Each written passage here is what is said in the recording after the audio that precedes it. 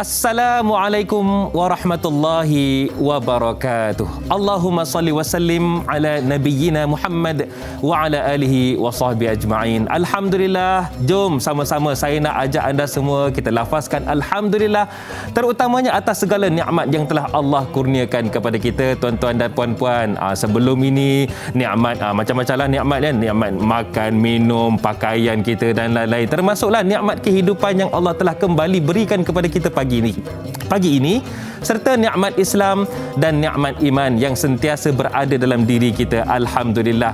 Baiklah para penonton sekalian, kembali dalam Tanyalah Ustaz, biar tahu jangan keliru. Hari Jumaat Sayyidul Ayyam, penghulu segala hari, 11 Februari 2022 bersama dengan saya Da'i Hadari. InsyaAllah saya akan temankan anda sehinggalah ke penghujung rancangan Tanyalah Ustaz pada pagi ini. Cumanya pagi ini topiknya apa, Hadari?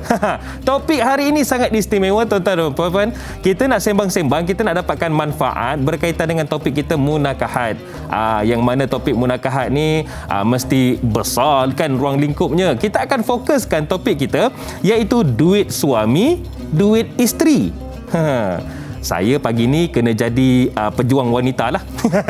Alhamdulillah para penonton sekalian, hari ini duit suami, duit isteri akan kita bicarakan. Cumanya untuk memberi penjelasan lanjut, bukanlah saya orang yang ahlinya. Saya sangat bertuah kerana pagi ni saya bersama dengan orang kampung teman. Seronok benar lah. Dia datang dari Nun, Ampang, Ipoh. Saya sangat bertuah kerana pagi ini saya bersama dengan Al-Fadil Ustaz Harith Fadilah Abdul Halim. Assalamualaikum Ustaz. Waalaikumsalam warahmatullahi wabarakatuh. Apa khabar kita? Alhamdulillah. Alhamdulillah. Ini kali pertama sebenarnya kita dipasangkan Ustaz ya. InsyaAllah. Dan saya yakin Ustaz, banyak yang akan kita sembang-sembangkan berkaitan dengan topik munakahat kita ni, duit suami, duit isteri Ustaz ya. InsyaAllah. Cumanya para penonton sekalian, kalau ada soalan nak ditanyakan, tambah-tambah topik hari ni topik yang sangat istimewa kan, akak-akak nak telefon tu tak ada masalah, boleh hubungi kami di talian 1800 881677. Okey, ataupun anda boleh sahaja terus tinggalkan soalan anda di ruangan komen di Facebook rasmi kami Tanyalah Ustaz TV3. Itu dia. Baiklah, dengan lafaz Bismillahirrahmanirrahim akan saya mulakan Ustaz dengan satu kenyataan. Duit suami, duit isteri ini kalau kita lihat pada kategori yang kita nak sembang-sembangkan ini, ia adalah kategori nafkah lah. Bahkan dalam surah An-Nisa ayat yang ke-24 Allah ingatkan kepada kita, a'udzubillahi minasyaitonirrajim, ar-rijal qawwamuna 'alan nisa, ila akhir ayat. Maksudnya lelaki itu adalah pemimpin bagi wanita. Cumanya, apakah yang kita akan sembang-sembangkan dari sudut duit suami, duit isteri pada pagi ini? Silakan Ustaz. Terima kasih. Assalamualaikum warahmatullahi wabarakatuh. Waalaikumsalam warahmatullahi wabarakatuh. A'udzubillahi samil alim minasyaitonir rajim. Bismillahirrahmanirrahim.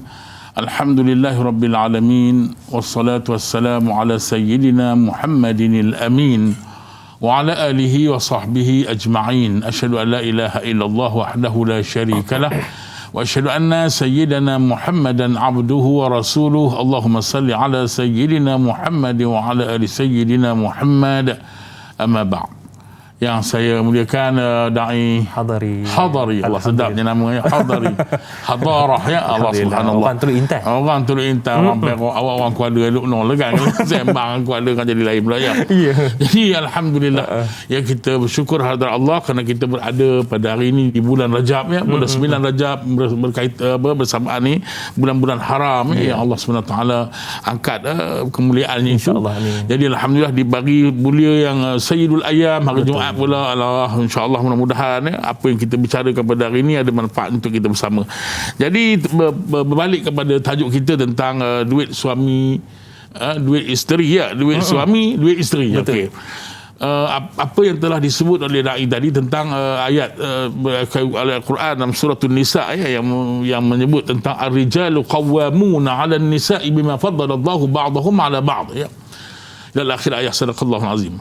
rijal ini qawamun, satu apa nama maksudnya rijal qawamun ni maknanya memimpin, menguasai, boleh kata-kata dirupanya perkataan apa nama qawamun ni diambil daripada perkataan qayyama. Qayyim ya, yang bermaksud bertanggungjawab ya, mengambil berat, memenuhi keperluan, mengurus, prihatin, memimpin, mengawal, membela. Banyak ceritanya kan. Ya. Maknanya cerita orang lelaki-lelaki ni nak memimpin wanita ni bukan semudah yang disangkakan ya. Betul. Maknanya perlu kepada tanggungjawab yang besar ya. Bila kita selalu dengar ya dai ya, apa nama, bila dalam majlis akad apa yang apa nama tak kiralah bapak bertua dia bakal bapak bertua ke yang sebut ataupun qadi ke ataupun qadi yang sebut kan. Kalau qadilah ya, aku nikahkan dia, kau akan Sarimah binti Ahmad, wakil walikan ayahnya kepada aku dengan mas kahwinnya RM1,000 tunai. Yang mengantin lelaki itu terus, aku terima nikahnya Fatimah binti Ahmad isteriku dengan mas kahwin.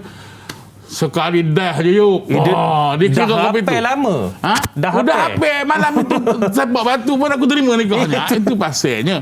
Tapi sebenarnya bukan itu hakikatnya Ustaz ni Dai Hadari. Ya. Kepimpinan itu maksudnya si suami, kalau dulu-dulu saya ingat lagi ayahanda kita dulu-dulu. Betul. Bila anaknya nak bernikah, dia macam ada kursus yang tidak rasmi. Ayah dia yang kursus kan? Ya, ayah dia kursuskan tapi kursus yang tidak rasmi. Kamu ingat nak jaga anak orang ni, kamu nak jadi pemimpin, nak ambil daripada mak ayah dia yang duduk dia jaga di mak ayah dia 20 tahun dah, 30 tahun.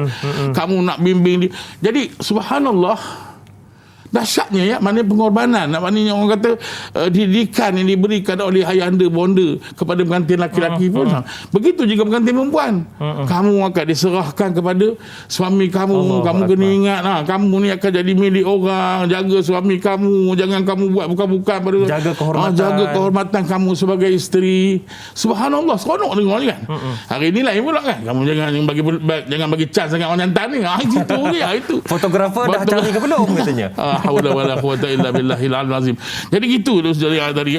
Jadi banyak sangat tanggungjawab itu besar, dan tanggungjawab itu termasuklah apa nama tanggungjawab apa nama kita kata nafkah. Betul. Tanggungjawab daripada sudut nafkah akan kita bincang mungkin lagi lebih lanjut. Tapi saya suka juga nak menyatakan bahawa tanggungjawab suami yang sangat besar sebenarnya membimbing diri dia, keluarga dia kepada Tuhan. Kepada Allah. Membawa keluarga dia terselamat daripada azab Allah. Yang membawa keluarga dia keluarga yang beriman dan bertakwa pada Allah. Yang ini yang bukan saya nak menghukum siapa-siapa, tapi tak ramai orang boleh buat. Ya. Ramai orang boleh bagi nafkah zahir dan sebagainya, tetapi tak mampu untuk membawa mengheret anak isterinya kepada iman dan takwa pada Allah. Yang itu yang kita cita-citakan, kita teronok tengok ya, kita berada dalam keluarga Malaysia hari ini. Kita nak bahawa orang Islam yang beriman bertakwa itu akan bersama dengan keluarga dia juga kepada Allah Subhanahu Wa Taala. Wallah, itu insya-Allah kita dalam surah At-Tahrim Allah ingatkan kepada kita, a'udzubillahi minasyaitonirrajim, ya ayyuhallazina amanu qu anfusakum wa ahlikum nara. Wahai orang-orang yang beriman, jauhkanlah diri kamu dan ahli keluarga kamu daripada api neraka. Itu tanggungjawab suami sebenarnya. Saya pun kursus, ada juga kursus tak rasmi tu Ustaz. Hebat. Sebelum akad nikah dulu Ustaz. Baik Ustaz, ada soalan di Facebook kita ni. Tapi sebelum saya nak bacakan soalan ini, saya nak minta kepada para penonton sekalian yang ingin bertanyakan soalan, kalau boleh saya mohon jasa para penonton sekalian biar ringkas tapi padat. Itu paling penting. Janganlah panjang menjela, benar ya. Okey, ada soalan daripada Hana Wancik ni, katanya, Assalamualaikum Ustaz dan Da'i. Waalaikumsalam. Bagaimana istilah duit suami, duit isteri yang perlu diketahui dan diambil cakna oleh pasangan suami isteri mengikut hukum Islam ataupun mengikut acuan Islam? Silakan Ustaz. Alhamdulillah. Terima kasih Da'i ya. Yang apa nama pekat benda Perak ni. Itulah bila jumpa orang kampung lain macam ya. Subhanallah. Jadi terima kasih pada puan kita yang bertanya ya, Puan Hana Wancik ya, yang mengutarakan soalan kita, orang kata yang memulakan apa nama perbincangan kita pada pagi ini dengan soal jawab tanyalah ustaz ini. Jadi istilah duit suami duit isteri ni dia berkaitan sebagaimana yang disebut oleh Da'i Hadari tadi dia berkaitan dengan munakahat fiqhul munakahat yang membicarakan tentang nafkah nafkah maknanya bila kita nak detailkan nafkah daripada sudut bahasa maknanya mana duit suami duit isteri ni mana suami kena menanggung segala nafkah isteri dan keluarga dia. Ya, isteri tidak menanggung, yang menanggung suami walaupun isteri itu hebat, walaupun isteri itu orang kata orang gaji yang besar gaji besar banyak duit, tapi tetap yang suami juga yang bertanggungjawab untuk menanggung itu dia tidak berpindah hak itu, dia mesti kewajipan itu tidak berpindah melainkan si isteri itu baik orang kata yang jenis tak apalah bang, masih simpan je lah duit abang. Saya akan tanggung abang. Gaji abang pun suku daripada gaji saya katanya. Tapi dia mungkin dia diam. Tak boleh dah macam tu tanggungjawab abang. Senang nanti seronok. No, maksudnya. Isteri tanggung, subhanallah. Jadi, kita tengok sedikit Da'i Hadari. Dari segi nafkah ini, dari sudut bahasa bermaksud mengeluarkan, iaitu pembiayaan belanja, mengeluarkan belanja kan. Tapi daripada sudut syarak, ialah makan ni dia masuk pembiayaan dari segi makanan, pakaian, tempat tinggal dan selainnya. Ia juga dinamakan nafkah kerana dikeluarkan atau digunakan untuk keperluan-keperluan ini dalam dia berpandukan sebenarnya kepada firman Allah Subhanahu Wa Taala dalam suratul Baqarah ayat 233 mana Allah Subhanahu Wa Taala sebut A'udzubillahi minasyaitonir rajim wal walidatu yurdi'na auladahunna haulaini kamilaini liman arada an yutimma ar-radha'ah wa 'alal mauludi lahu rizquhunna wa kiswatuhunna bil ma'ruf. Sadaqallahul azim. Ya maksudnya dan ibu-ibu hendaklah menyusukan anak mereka selama 2 tahun genap. Iaitu bagi orang yang hendak menyempurnakan penyusuan itu dan kewajipan bapa pula ialah memberi makan dan pakaian kepada ibu itu menurut cara yang selayaknya sepatutnya. Jadi apakah kita panggil berbanding bercerita daripada apa nama persoalan tadi, apa benda tanggungjawab nafkah ni, nafkah apa yang perlu diselesaikan, apa yang ada dalam ruang lingkup itu kan. Kita cerita dulu ya. Ruang lingkup nafkah ni kadang mengikut ulama, majoriti ulama lah kita ambil ada pandangan-pandangan ulama berbagai-bagai kan, kita ambil majoriti ulama jumhur. Dia mengatakan nafkah yang wajib diberi kepada isteri ni ada 7. Itu pecahan daripada 4 tu lah iaitu pertama makan minum lah, keduanya pakaian, ketiganya tempat tinggal, barang-barang dapur ke seterusnya, alat-alat untuk membersihkan diri, kemudian barangan rumah. Nanti kita bincangkan detail lah semua ni tuan-tuan boleh tengok dalam Mughnil Muhtaj, dalam Fiqhul Islam Adilatuh pun ada. Jadi yang menarik lagi yang ketujuh tu pembantu rumah. Tapi kena ingatlah seronok dah 5 orang perempuan dengar pembantu rumah tu maknanya ialah bagi isteri yang pernah maksudnya isteri ni orang yang berada mungkin kita tak mampu kita mampu. Lepas tu dia tu biasa dengan bantu rumah kita, tapi berasaskan pada kemampuan suami juga. Kalau suami tak mampu tak ada apalah. Itu asasnya yang dikatakan bahawa daripada sudut nafkah tadi suami maknanya itu ketentuan nafkah itu mesti wajib ke atas suami kepada isterinya, bukan sebaliknya. Itu yang dimasukkan duit suami, duit isteri. Wallahualam. Baik Ustaz, sedikit Ustaz, mungkin nak bagi penjelasan lah. Apa beza perbelanjaan dengan nafkah, perbelanjaan rumah tangga dengan nafkah tu? Yalah, kadang-kadang orang nampak benda tu sama kan. Tapi sebenarnya gini dia kita bukan sekali harung je. Dia sekali harung nafkah tu Arab. Tapi sebenarnya boleh kalau orang kata nak bezakan nafkah dengan perbelanjaan, sebenarnya sama. Dia katalah begini dia nafkah makan minum dapur barang dapur semua dah settle. Itu yang asas. Dia nak pergi kerja. Itu pun kena tengok dulu. Dia nak pergi kerja tu dia minta izin suami ke tidak? Kalau dia kerja tanpa izin suami, apa tak dapat kata orang Perak. Iyalah.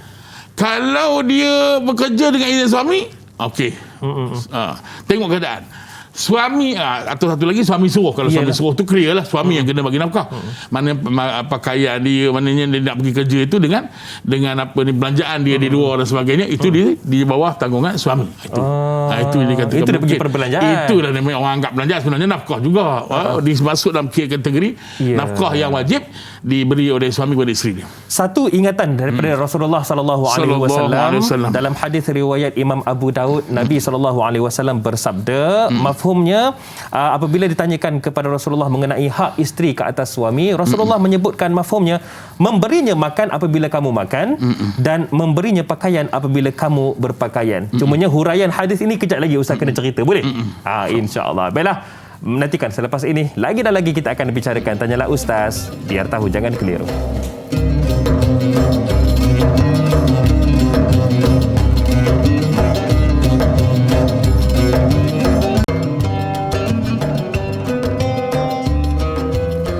Di mana sahaja anda berada, terima kasih kerana terus menjadikan Tanyalah Ustaz biar tahu jangan keliru sebagai teman pagi anda. Dan saya nak kreditkanlah kepada sahabat-sahabat Tanyalah Ustaz, terutamanya yang menonton dari Singapura. Kalau ada dari Singapura tu, kalau boleh bagi salam dan sebutlah hai kami dari Singapura. Ataupun sahabat-sahabat kita di Indonesia, di Brunei dan juga di mana-mana sahaja. Terima kasih kerana menonton Tanyalah Ustaz pada pagi ini. Dan pagi ini para penonton sekalian, kita bersama dengan Al-Fadil Ustaz Harith Fadilah Abdul Halim. Kita bicarakan tentang munakahat duit suami, duit isteri. Terbatuk-batuk suami pagi ni ya. Cuma Ustaz, tadi ada saya kongsikan sebuah hadis yang mana Nabi SAW ditanyakan oleh para sahabat. Kemudian baginda Nabi SAW menjawab mafhumnya berkaitan dengan hak isteri ke atas suami ni, memberinya makan apabila kamu makan dan memberinya pakaian apabila kamu berpakaian. Adakah bermaksud ia menyamaratakan ataupun itu adalah hak yang suami kena berikan kepada isteri? Silakan Ustaz. Okey, terima kasih kepada da'i ya. Jadi hadis itu tadi hadis daripada Sayyidina Muawiyah Al-Khushairi Al-Khushairi dia radhiyallahu ta'ala anhu. Dia bertanya kepada Nabi SAW, ya Rasulullah, ma haqquz zawja ahadun alaih? Apakah hak yang isteri yang kami kena tunaikan? Itu yang disebut oleh Na'i tadi. Qal an tut'imuha idza ta'amta wa taksuha idza iktasaita, ya. Au iktasabtu wa la tadribul wahsh wa la taqbu wa la tahjar illa fil bait. Nabi menyebut kamu apa yang kamu makan dia makan. Ya. Apa yang kamu pakai dia pakai. Betul. Nabi tambah lagi dengan hadis hujung ni, janganlah engkau memukul wajahnya, jangan engkau memburukkan dan jangan engkau meninggalkan kecuali dalam rumah. Maksudnya jangan kau buat buat lebih kurang dengan isteri kan. Jangan, maksud isteri itu amanah Allah kan. Jangan burukkan isteri. Jangan burukkan isteri. Oh itu. Ini pun satu nak cerita sembang panjang. Boleh cerita je insya-Allah ya tuan-tuan ni. Jadi cerita peringkat pertama ni itu di segi apa bentuk nafkah. Bentuk nafkah tadi saya dah sebut peringkat permulaan tadi. Ya, ada 7 yang disebut oleh majoriti ulama tadi. Cuma ni nak tekankan lagi, bentuk ini kita kena, maksudnya kita bagi kita tu jangan kita makan sedap di luar. Lepok kedai mamak, dia belanjanya kawannya, isteri makan ikan pun dah mahal ni. Ikan apa tak tahulah saya. Ikan campak kat dinding tu. Minta maaf lah kasar bunyi saya. Awak tu dah asrama. Ingat macam di asrama dulu. Cerita tak lupa. Ikan. Jadi Allah, janganlah macam itu ya. Jangan. Kadang-kadang ada kes-kes yang kita sedih sangat. Suami-suami bersedap-sedap makan di luar. Langsung tak bawa di rumah. Dan kan anak isteri tak makan pun. Allah, itu lagi kita dengar sebab. Macam mana jadi opini ni kan? Ni la haula wala quwata illa billah. Itu sebenarnya yang diingatkan oleh Nabi sallallahu alaihi wasallam. Itu sebab Nabi sangat-sangat ingatkan kepada kita, khususnya saya menyeru pada suami-suami yang ada di luar. Saya yakin tuan-tuan untuk menyayangi isteri dan keluarga tuan-tuan. Tapi gitulah. Ya, perlu bersikap, kita ni perlu bersikap bertanggungjawab. Bertanggungjawab. Kita tak nak tengok kesian. Ya, tengok anak-anak yang terlepas begitu kan ya, keluarga isteri yang tidak, isteri-isteri yang macam itu jenis baik. Jenis yang subhanallah, tak apa Ustaz, mudah-mudahan Allah ada syurga. Itu yang kita pun seronoknya ya, dapat awal macam ni. Bukanlah kita kata seronok orang macam tu. Maksudnya subhanallah, sabarnya tinggi. Sabarnya tinggi. Maknanya Allah uji seseorang itu menurut kemampuan seseorang itu kan, subhanallah. Tapi itulah maksudnya, mesti kita bagi itu mesti bukan maksudnya kalau boleh lebih ataupun yang kita, bukan maksudnya standard tu standard isteri kita bagi lain, Beras kita contohnya kita makan tak, dia sama. Mana isteri suami itu sama standard tu. Ya. Ini kita makan nasi biryani, orang rumah beras hancur. Beras yang kilo tu Allah kesiannya. Tak Sedih. patut no. Kesian. Mana kau main beras tak mutan ke apa ya. Okey Ustaz. Allahu Akbar. Pagi ni juga ada soalan yang sila. cantik. Itu yang tadi Ustaz kita cerita tadi tu orang rumah yang tak dapat duit. Ya. Ini yang dah dapat duit tapi macam mana nak belanja ni? Apa yang boleh dibelanjakan? Soalan daripada Sahziatul Siddiq katanya, Assalamualaikum Ustaz. Waalaikumsalam. Apakah keperluan aula yang perlu diutamakanlah yang menjadi keutamaan untuk isteri itu menggunakan hasil pemberian duit suami tersebut agar tidak timbul pembaziran dalam perbelanjaan dalam sesebuah keluarga. Yang mana perlu diutamakan? Adakah terus beli beg lawa-lawa? Itulah ceritanya tadi kan. Kita tengok bagaimana keadaan suami. Kadang-kadang suami bagi dalam bentuk duit cash kan. Mana barang-barang dapur semua dia dah settle kan. Lepas tu dia bagi RM500 lah untuk lebihan kan. Ada pula jenis suami yang mungkin dia tak beli, dia bagi duit pada isteri tu, inilah semuanya. Aku bagi contohlah, aku bagi RM1,000, di sinilah segala-galanya.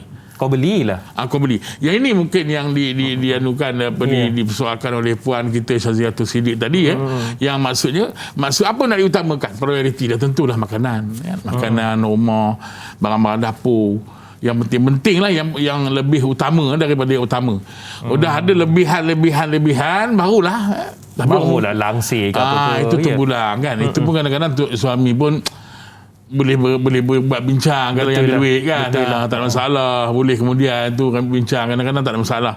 Isteri pun hari ni alhamdulillah, isteri pun dia tak mengharap sangat yang mana yang maksud saya yang ada kerja lah ya. Bukan nak cerita tanggungjawab ni dari segi tanggungjawab memang suami lah. Tapi isteri pun sama-sama menyokong suami dalam perbelanjaan. So jadi tak timbul, kalau itu saya kata, kalau keluarga itu dibina di atas asas toleransi, iman, takwa, memang tak timbul sebenarnya masalah. Apa ni duit saya je habis ni, tak ada timbul. Tak ada timbul sebab mereka berkasih sayang. Masih ada kesetiaan antara sama mereka.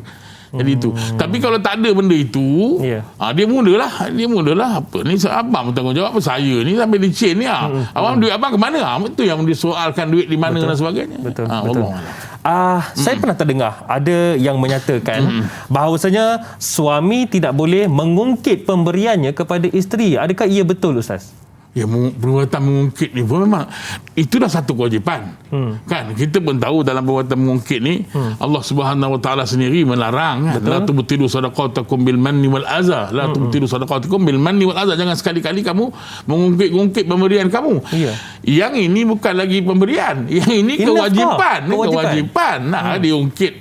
Ungkit tak ungkit pun dah kira, kalau tak bagi dah kira berdosa, lagi ungkit lagi dosa 2 kali ganda lah. Kan mana maksudnya dia tak boleh ungkit, aku dah bagi semua ni. Jangan cek dulu apa yang kamu bagi, contoh kan apa nasib yang baik orang rumah tak ungkit masa lahirkan 6 orang anak kalau dia mintanya upah bayar susu anak banin kan, kalau dia tahu dah hukum semua-semua ni apa kewajipan suami, apa kewajipan isteri, yang betul-betul ikut syarak betul, dia buka ni kitab fiqh semua, mati kita mangkuk kita.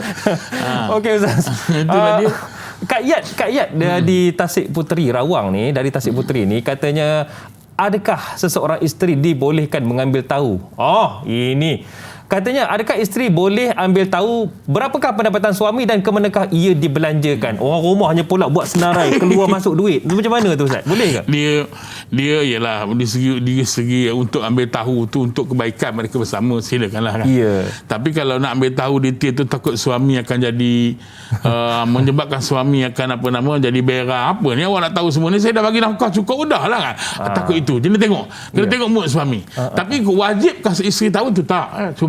Tak wajib. Cumanya wajib suami isteri tahu apa kerja suami. Betul. Jangan biar pula. Abang ni banyak duit dapat ni mana? Jangan begitu. Janganlah, maksudnya sampai tak tahu. Saya tahu setiap bulan ada dekat saya 2,000 contoh. Abang nak merampak kena bahasa. Suami bagi tahu bisnes. Cumanya bisnes apa? Bisnes apa kena, itu kita tahu. Kita jangan biarkan suami kita. Sebab saya pernah ingat lama-lama cerita-cerita salafus soleh dulu. Kalau salafus soleh dulu, kalau kita renung kata-kata mereka Dulu kebanyakan orang-orang perempuan tak bekerja kan, suri rumah, mendidik anak dan sebagainya. Si suami yang bekerja kan. Jadi setiap kita baca dalam kisah-kisah ulama silam kan, bila si isteri nak pergi si suami nak pergi kerja ni, isteri akan gendong anak, duduk ramai-ramai duduk sebelah suami ni. Orang kata mengantar ke pintu ni. Ya. Tapi bukan biasa-biasa pesan tu. Abang, bahasa Arabnya, wahai suamiku ya sayyidi, nahnu nasbiru 'alal ju' wa lan nasbiru 'alan nar. Itu bahasa yang sedap tu. Terus pesan. Terus pesan. Abang pergilah cari rezeki yang halal ya bang. InsyaAllah kami kalau abang tak dapat balik bawa rezeki yang halal, kami anak beranak sanggup berlapar bang. Itu bahasa dia. Kami tak kisah. Tapi kami mohon pada abang, janganlah bawa balik benda haram. Kami tak sabar dengan api neraka Allah bang. Allah. Kita dengar tu. Kan? Hari ini lain. Abang saya tak tahu abang nak buat apa pun buat dah, janji ada duit. Selagi tidak 10 kek. Mati terus. Kalau kopi tu. Ya minta maaf lah kan. Bukan nak ceritakan salafun salih tu, suasana kehidupan mereka itu sebab Allah menurunkan rahmat dan kasih sayangnya yang tidak terhingga pada mereka ya. Allah. Sebab mereka jaga sungguh sumber rezeki ni. Ya? Mereka jaga sungguh. Subhanallah. Mudah-mudahan kita termasuklah. Kita ikhtiarlah dapat jadi macam mereka. Baik. Satu perbincangan yang sangat hebat lah, dan saya yakin banyak yang nak tanyakan soalan. Cuma sekarang ni kita nak alu-alukan Ustaz. Sila. Pemanggil di talian ketika ini. Assalamualaikum. Waalaikumsalam warahmatullahi wabarakatuh. Dai Hadari dan Ustaz Haris Fadilah Abdul Halim. Saya Umar Abdul Majid dari Felda Cini Timur 3 Pekan Pahang. Assalamualaikum Ustaz dan Dai. Waalaikumsalam warahmatullahi wabarakatuh. Ustaz, inilah Haji Umar. Ini tokoh suami kita ni. Ya tuan, masya-Allah, alhamdulillah. Silakan Haji Umar. Jadi saya bukan tokoh ya Dai. Dia sebagai seorang suami biasa je lah. Insya-Allah. Baik, silakan. Jadi soalan saya begini Ustaz. Apa yang kita akhir-akhir kebelakangan ini Ustaz, apabila institusi pengajian tinggi kita ini ramainya wanita ya. Saya lihat anak saya dulu masuk universiti pun kelas dia itu 2 je lelaki, yang lainnya semua wanita belaka. Jadi apabila wanita monopoli IVT, IVTA ataupun IVTS ini, mereka keluar nanti mereka bekerja, gaji mereka besar. Kadang-kadang dah kahwin, gaji suami kecil. Jadi suami itu biasa je dia seorang CEO ataupun pegawai kanan di sebuah syarikat, gaji besar dan mampu membiayai semua, termasuk pembantu rumah tadi, rumah, kereta, makan dan sebagainya. Jadi suami dah tak ada kuasa lagi dah. Setiap keputusan dibuat oleh isteri. Soalan saya, adakah isteri boleh mengatakan duit isteri duit dia, duit suami duit dia juga? Kongsi bagaimana kita tajuk kita pada pagi ini. Apakah boleh dia memonopoli ataupun menguasai rumah tangga itu kerana suami itu menguasai, makan pun dia punya duit. Jadi itu boleh ke isteri yang kata seorang pegawai kanan ataupun CEO sekalipun boleh menguasai ataupun memberi kuasa itu penuh kepada dalam rumah tangga itu? Itu soalan saya Ustaz dan Dai. Terima kasih banyak Ustaz dan Dai. Assalamualaikum. Waalaikumsalam warahmatullahi. Terima kasih Haji Umar atas soalan yang sangat cantik itu. Isteri menguasai segalanya kerana pendapatan yang lebih berbanding suami. Cumanya jawapannya kejap lagi Ustaz. Nak tahu selepas ini. Tajalah Ustaz, biar tahu jangan keliru.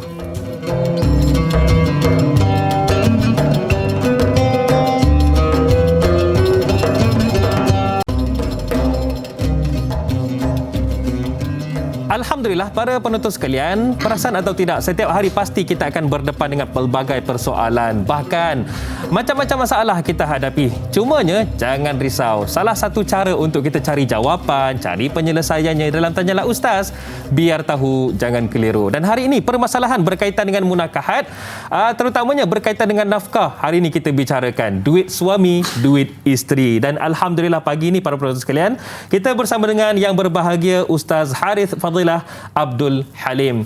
Sekali lagi saya nak ajak anda semua untuk terus tanyakan soalan. Caranya macam mana? Yang pertama, pastikan ia ringkas tapi padat. Yang keduanya, boleh terus ke talian kami di 1-800-881677 macam Haji Omar tadi tanyakan soalan tu kan. Seterusnya anda boleh tinggalkan soalan anda di ruangan komen di Facebook rasmi kami Tanyalah Ustaz TV3. Alhamdulillah selesai saya maklumkan bagaimana caranya. Baiklah Ustaz. Tadi Haji Omar ada telefon dan tanyakanlah. Ini saya rasa situasi yang kita kena terima. Ia berlaku zaman sekarang Ustaz. Ya. Memang benar. Bukan di Kuala Lumpur je, di Ipoh pun ada Ustaz ya. Apabila wanita monopoli bidang pekerjaan terutamanya profesional dan mereka mempunyai pendapatan yang lebih berbanding suami. Bahkan mungkin suami tak ada pendapatan langsung. Jadi adakah dibolehkan isteri membuat keputusan dalam rumah tangga? Dan si suami dibolehkan tak dapat bagi nafkah? Adakah ia boleh Ustaz? Okey. Terima kasih kepada Da'i dan terima kasih kepada Tuan Omar daripada Pekan yang bertanya tadi. Subhanallah. Memanglah ya. Pergi ke universiti hari ini memang terkejut kita kan. Semua yalah nak macam mana kan. Orang lelaki-lelaki banyak di tempat lain nak ada malah nak sebut kan. Kita nak sebut sini pun segan nak sebut. Asrama penuh. Tapi nak macam mana kan. Memang perempuan ni dia semangat belajarnya tinggi, detail dan yalah subhanallah. Jadi kalau berlaku macam mana? Itu sebab ini dah berlaku. Kalau yang keadaan sekarang ada keadaannya sebelum berlaku. Itu sebab sebelum macam mana? Maksud saya sebelum kita bincang dulu. Itu sebab dalam mazhab Syafi'i dia ada namanya kafa'ah. Kafa'ah ni maknanya apa?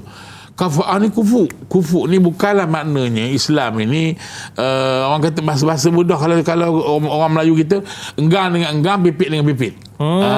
Itu adanya istilah tu. Dalam mazhab Syafi'i ada kafa'ah tu. Ada kufu tu maknanya tak kufu kalau orang yang ada orang bangsawan dengan orang biasa. Sebab apa? Sebab nanti menjadi masalah akan datang. Islam di awal-awal tu. Awal-awal dia cut tu kan. Ni bukanlah syarat menjadi syarat nikah kan. Syarat dia cuma wali boleh kalau seseorang itu tidak kufu, dia boleh menggagalkan boleh mentarik balik perkahwinan itu. Kalau katalah anak perempuan dia berkahwin sebab kufu ni perempuan lelaki anak perempuan dia kahwin dengan laki-laki pilihan ni sebenarnya pergi kahwin di seorang ke kemudian si bapa boleh membatalkan balik perkahwinan tu kalau dia tahu yang bukan bakal lah si suami anak perempuannya itu tidak kufu dengan dia. Itu. Tapi yang lebih ni kufur di situ dari segi agama lah. Maksud dia persoalan agama. Okey, cumanya Islam dah letakkan lagi sekali perkahwinan itu dibina atas asas apa? Selalunya orang perempuan ni dikahwin atas asas apa kan? Tungkahul mar'atu li arba' li maliha wa li jamaliha wa li hasabiha wa li diniha. Kan Nabi sebut tu. Walidiniha fasbar bisa din taribati ada. Dikahwinkan perempuan itu kerana harta, kerana orang kata keturunan dia, kerana kecantikan dia. Tapi Nabi kata pilihlah yang agamanya. Pilih yang agama. Mengapa agama? So orang yang perempuan yang ada agama, maksud ada agama ni menghayati kehidupan beragama. Kalau orang yang menghayati kehidupan agama ni dia tidak akan jadi queen controlnya insya-Allah. Maksudnya seorang isteri itu apabila walaupun katalah CEO sekalipun, walaupun dia CEO, tapi kalau dia ada ilmu agama dia tidak akan menjadi insya-Allah yang membuat keputusan rumah tangga. Ya, maksudnya katalah dia CEO. CEO di satu buah rangkaian orang kata syarikat besar multinational corporation ke apa tak kira lah. Suami dia pemandu. Contoh. Ni kita nak bagi sedap. Okey, dia boleh arahkan suami dia tapi tak boleh sebenarnya. Dalam masa kerja di rumah suami pula boleh mengarahkan dia, contohlah kan. Maksudnya dia kena faham bila isteri ini dia membantu, dia tak boleh nak tidak boleh berdepan di depan. Itu sebab syura adanya perbincangan. Dia tak boleh abang, sebab saya yang kuasai rumah ni, saya yang tanggung semua, abang kena ikut keputusan saya. Abang tu berapa gaji je? Itu dah dikira sebagai isteri yang nusyuz, yang derhaka pada suami. Na'udzubillah. Ya, maksudnya tak boleh lah. Tak boleh lah. Boleh berbincang, minta izin, bang, saya nak buat keputusan ni. Saya tahu abang bermula daripada abang yang bertanggungjawab atas segala-galanya. Cuma saya nak bagi pandangan, boleh tak? Itu yang terbaik. Allahu Akbar. Saya bos, abang moderator je. Hanyalah ustaz katanya. Subhanallah. Isteri dapat isteri pun dapat dengan nikmat dunia, dia dapat nikmat akhirat pun dia dapat. Allahu sebab Akbar. Dia jadi isteri yang salihah. Betul. Bukan senang nak cari isteri yang salihah di akhir zaman ni. Ya, memerlukan kepada penelitian yang sungguh-sungguh. Betul kan? Ustaz. Itu yang dikatakan agama di depan Ustaz. Ya, letakkan itu dulu insya-Allah. Insya-Allah. Baiklah, Jura Azlin di Facebook ni Ustaz. Ya. Katanya, apakah suami mempunyai hak untuk bertanya ke mana duit yang isteri belanja atau gunakan Yelah, kita berbalik kepada isteri CEO tadilah. Yelah. Mewah benar. Suami jimat, jenis orang jimat kata awak ni janganlah. Adakah dia boleh tahu dan berhak bertanya? Begitulah, mestilah kan. Saya dah bagi duit ni, awak ke mana kan? Kita isteri dia ada hak lah, maksudnya dia ada hak. Tapi tidaklah sampai wajib kan, dia ada hak bertanya. Awak buat apa? Saya dah bagi 1,000 ni tak cukup lagi ke? Mungkin kali kedua isteri minta, suami kata tak cukup, kalau belanjaan awak bagaimana lah? Awak ni tak percaya ke saya ke? Tu kadang-kadang keluar juga tu. Cuma Ustaz, kalau duit tu memang bukan duit pemberian suami, duit tu memang duit pendapatan isteri. Adakah suami itu tak? Itu hak dia. Suami tak boleh tanya? Suami tak perlu tanya. Tak boleh. Bukan tak boleh maksudnya. Suami boleh tanya, tapi suami tidak ada hak ke atas duit tu.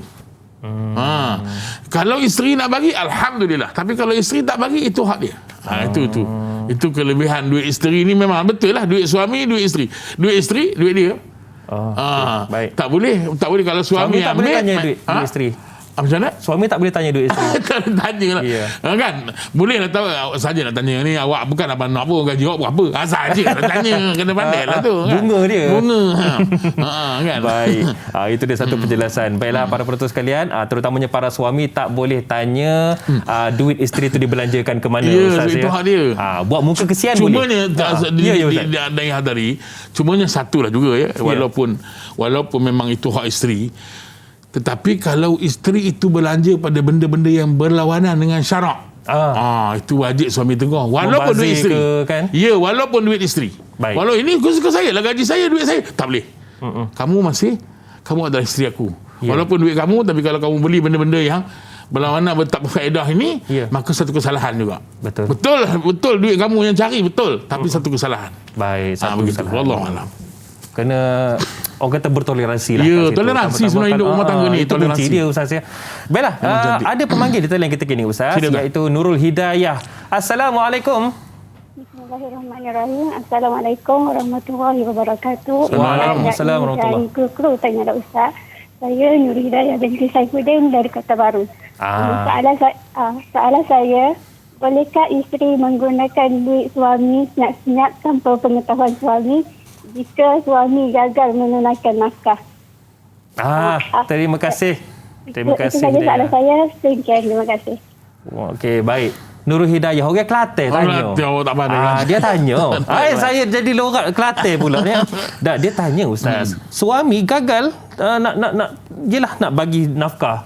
Boleh ke isteri ambil senyap-senyap duit tu? Okey. Ini untuk ni dan yang hadari yang dikasih ya. Apa nama pernah berlaku di zaman Nabi pun pernah.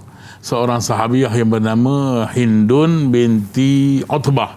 Hindun binti Utbah ni adalah isteri kepada Sufyan, Sayyidina Sufyan bin Harb kan.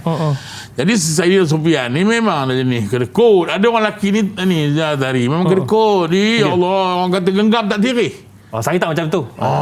Itu siapa untung siapa dapat. Jadi suaminya memang kedekut. Suaminya memang kedekut. Maksudnya dia bagi itu sikit namanya. Maksudnya apa nama yang dia tanggung, yang dia bagi pada isteri dia untuk belanja dapur sebagainya tak mencukupi. Allah. Maksud tak mencukupi itu tak sesuai dengan dia tu sebagai bawang yang ada kan. Maksudnya kalau kita hari ni kalau duduk KL di Kuala Lumpur duduk Damansara ni bagi isteri sehari RM10.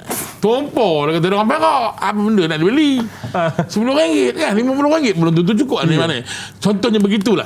Jadi boleh tak Nabi kata ambillah mengikut apa nama ni yang diberi apa ni, mengikut bukan kepuasan, maksudnya keperluan kamu. Maksudnya si isteri boleh ambil, dia boleh ambil tanpa pengetahuan si suami, tak berdosa. Sebab tadi duit suami itu sebenarnya duit isteri juga. Ada bahagian isteri dalam duit suami itu. Tapi duit isteri belum ada bahagian suami. Baik. Itulah itu kata tanggungjawab tu besar, tanggungjawab suami ni.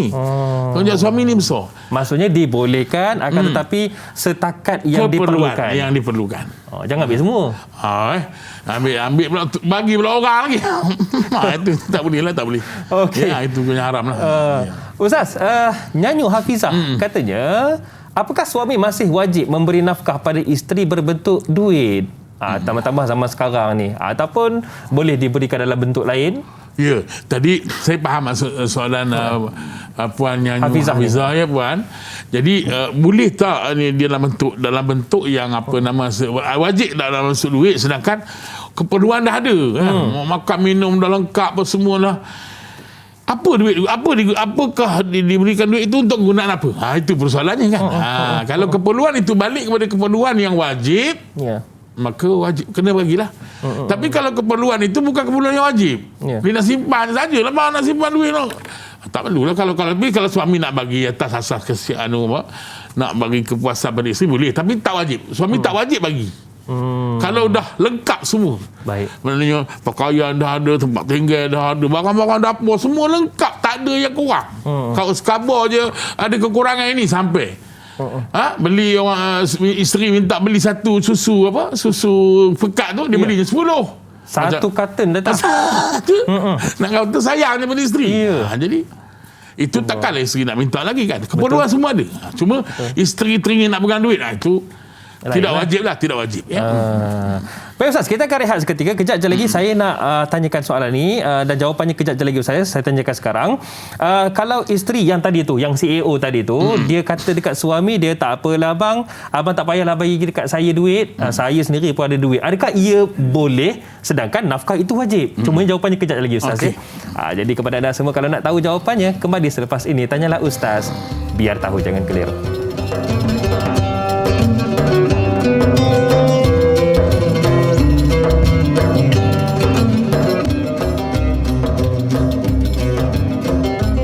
Alhamdulillah, Tanyalah Ustaz, biar tahu jangan keliru. Pada pagi ini kita bicarakan tentang topik kita munakahat, iaitu tajuk besarnya kita bicarakan tentang duit suami, duit isteri. Saya yakin mungkin yang sekarang ni sedang menonton mungkin melalui telefon muda alih kan, ataupun mungkin sekarang ni baru sampai ke tempat kerja dan alhamdulillah masih terus akses, terus bersama dengan kami Tanyalah Ustaz, biar tahu jangan keliru. Terima kasih kerana menyokong kami.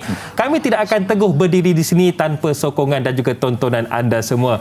Dan alhamdulillah Ustaz Harith Fadilah Abdul Halim bersama dengan kita dari Jabatan Agama Islam Negeri Perak Ustaz ya. Teman dah lama tak balik Perak ya.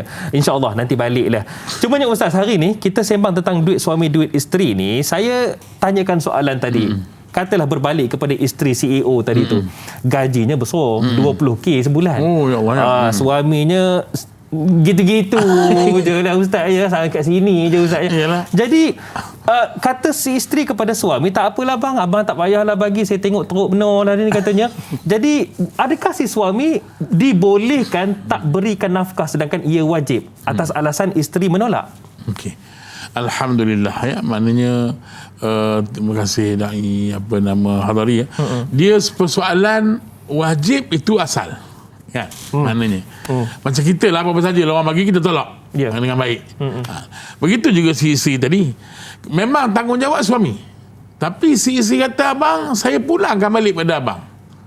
Begitu juga usahkan itu usahkan nafkah ni, mas kahwin pun dia tafwid, dia maknanya dia serah balik. Saya tak nak mas kahwin, sekarang abang kahwin, ni mas kahwin yang abang bagi kat saya ni, saya serah balik kat abang. Dia bagi balik melompat lah kawan. Adakah ia dibolehkan? Boleh, tak ada masalah. Tak ada masalah. Jadi apa masalah kan? Jadi itu ceritanya bila apa saja pemberian kan, orang nak bagi balik. Jadi situ satu bagi saya satu kemuliaan lah bagi seorang perempuan lah kan. Maknanya sukalah nak cari orang perempuan yang sebaik ini ya. Bukan maksudnya perempuan yang tak baik tak bagi balik tu tak baik, tak. Kan kadang-kadang mereka pun tak tahu kan. Jadi ni suami pun tengok, isteri pun tengok dalam keadaan begitu. Suami, Allah, suami aku kesian tengok dia kerja, memang tanggungjawab dia. Ciput-ciput nak bagi aku bagi jugalah, tapi aku dia tengok juga suami dia, tengok juga tu suami dia bagi Allah, apa ini aku ini aku punya rincu tak lepas contoh lah. Suaminya kerja Tanyalah Ustaz Subhanallah. Tapi gitulah ya, maksudnya bila pemberian itu bila isteri mengembalikan balik tidak ada masalah, dari sisi syarat tak ada masalah, terlepaslah tanggungjawab si suami ini tadi. Suami itu tidak dikira berdosa. Tapi itu bukanlah tiket untuk suami itu bersenang lenang. Ya, kena ingat. Ini tuan-tuan, ingat daripada sabda Nabi, daripada Sayyiduna Abdullah ibn Amr ibn Al-As radhiyallahu ta'ala anhuma. Nabi kata apa? Kafa bil mar'i isman an yudayya man yaqut. Cukuplah, Nabi kata, cukuplah seseorang itu dikira berdosa bila dia mengabaikan tanggungjawabnya ke atas orang ini yang menjadi siapa yang berada di bawah penjagaannya. Maksudnya kalau dia tak tunaikan, tanggunglah dia di sisi Allah SWT, na'udzubillah. Tapi tadi ni nak menarik mana bila dia telah isteri telah meredai keadaannya begitu dan menyerahkan balik, maka alhamdulillah. Baik. Suami. Tapi suami bila dapat keadaan macam itu, dia kena syukur banyak pada Allah. Betul lah. Jangan dia ambil lebih berseronok-seronok, dia mengambil peluang pula daripada situ. Saya nasihatkan pada diri saya, kepada suami-suami di luar, kalau kita yang ada keadaan begitu, jangan ambil peluang untuk kita buat benda-benda yang boleh mencacat celakan rumah tangga kita. Betul lah. Jadilah suami yang baik, insya-Allah. Janganlah khianati cinta isteri. Ya Amboi. Allah. Dah jadi pejuang wanita lah Ustaz. Ya. Subhanallah. Baik. Baik Ustaz, di Facebook Ramlah Yahya. Katanya, apa pendapat Ustaz tentang seorang suami yang menganggap harta milik isteri adalah miliknya juga? Oh, ini ada sampai gaduh-gaduh Ustaz. Sedangkan harta tersebut adalah pemberian ibu si isteri kepada isteri tu. Tak ada kena-mengena pun dengan dia. Contohnya kereta, tanah dan lain-lain sebelum mereka berkahwin lagi. Adakah suami atas dasar sebagai seorang suami boleh claim ataupun boleh mengaku itu juga adalah hartanya Ustaz? Yalah, itulah dia. Kita kena faham kan. Ini hak kita. Ini bukan hak kita. Janganlah bukan hak kita pun nak robah hak kita. Ini jangan minta maaf cakap macam tak malu lah kan. Itu tak malu lah ceritanya ni kan. Bukan kita punya kan. Kita udahlah dapat isteri yang baik. Itulah. Duduk dengan ni, ada pula rezeki Allah bagikan isteri tu, mak pun dah tak larat bagi kereta baru, contohlah kan. Janganlah kita ni kan, kita kena bersyukur lah. Janganlah kita pula sampai kita nak menganggap itu semua tu kamu di bawah aku, kamu di bawah kuasa aku. Tak boleh lah macam itu kan. Lain bila ketika isteri dah meninggal tu cerita lain, itu pun masih hak waris dia termasuk. Ya kan, kalau isteri itu, kalau suami itu ada anak, dapatlah dia 1/4. Kalau dia tak ada anak, 1/2, masih lagi ada hak lain di situ kan. Tapi maksudnya dia tidak boleh mengatakan bahawa itu adalah hak dia, tidak boleh. Maksudnya tidak boleh lah, suami itu kena tahulah ada perkara hak dia. Jangan kan. Dia tak boleh nak paksa-paksa, tak boleh, sebab itu hak isteri kan. Baik Ustaz. Ali pula katanya, adakah isteri perlu meminta izin suami terlebih dahulu sebelum membeli barang? Ini yang sekarang ni lah. Secara atas talian, kerana suami terpaksa membayarnya, tahu-tahu datang bil. Dia beli itu beli ini kan. Adakah perlu minta izin dulu Ustaz? Itulah laju benar bagi kad kreditnya pun. Itu masalahnya. Dia memanglah kena minta izin. Takut belinya entah apa-apa kan, benda yang bukan keperluan. Lepas tu kalau suami macam mana pun, kalau suami beri keizinan, tapi nak beli benda-benda yang ni kan, walaupun suami memberikan orang kata seluas-luasnya ruang untuk si kamu nak pakailah kad kredit aku ni, bank ni, untuk kamu nak beli secara online bersembuat lah. Tak apalah kalau suami itu pun masih lagi kena beritahu suami apa benda yang dibeli dan sebagainya kan. Bang, tadi bang beli ni kena beritahu, ataupun bang nak beli ni ada satu benda yang menarik sekian nasib bagus, contohlah apa sajalah barang-barang kan. Kena tanya suami kan. Sebab adakah suami berhak untuk menyekat penggunaan wang Ya, tersebut? memang berhak kalau benda tu tidak ada kena-mengena dengan urusan tanggung yang wajib. Sekarang ni kita tengok yang wajib. Keperluan asas keperluan yang wajib kan. Tadi keperluan yang asas, bila dah melebihi keperluan, jadi itu sudah menjadi satu benda yang takut membazir lah. Itu sajalah. Ya. Baik Ustaz. Tadi saya lupa saya lupa nak ni kan. Perempuan yang tadi tu, yang cerita tadi, isteri tadi, balik pada soalan sekejap je. Bila si isteri tidak mengambil tadi kan, menyerahkan balik, sunat hukum dia. Hukum dia sunat. Bukan lagi sunat dan berpahala lah. Mana isteri-isteri itu mendapat pahala ganjaran besar insya-Allah. Masya-Allah. Bukan saja harus dibagikan, tapi dapat sunat lagi, dapat pahala. Kerana membantu suami. Membantu suami. Subhanallah. Baik Ustaz, topik hari ni hangat benar. Yalah. Ramai pula orang meneleponnya. Alhamdulillah. Terima kasih kerana sudi menelpon kami. Dan sekarang ni kita bersama dengan pemanggil talian. Assalamualaikum. Waalaikumsalam warahmatullahi wabarakatuh. Siapa di talian ni? Cuba kenalkan diri. Haji Tukinon. Tuan Haji Tukinon kita, orang Skodai. Sihat ya Tuan Haji? Alhamdulillah sihat. Mudah-mudahan semua sihat Terus tanya InsyaAllah. di Ustaz ini. Baik, Ustaz Haris dengan kita ni ada soalan daripada Tuan Haji. Baik, Ustaz Haris dan Dai Hazari. Soalan saya gini. Ini seorang suami. Dia orang kampung lah kan. Bila dia dah tak ada pendapatan. Contohnya kalau dulu dia sihat. Sekarang dia dah sakit. Tak boleh buat apa-apa. Jadi si isteri ni tak dapatlah nak mendapat rezeki atau dapat nafkah daripada suami.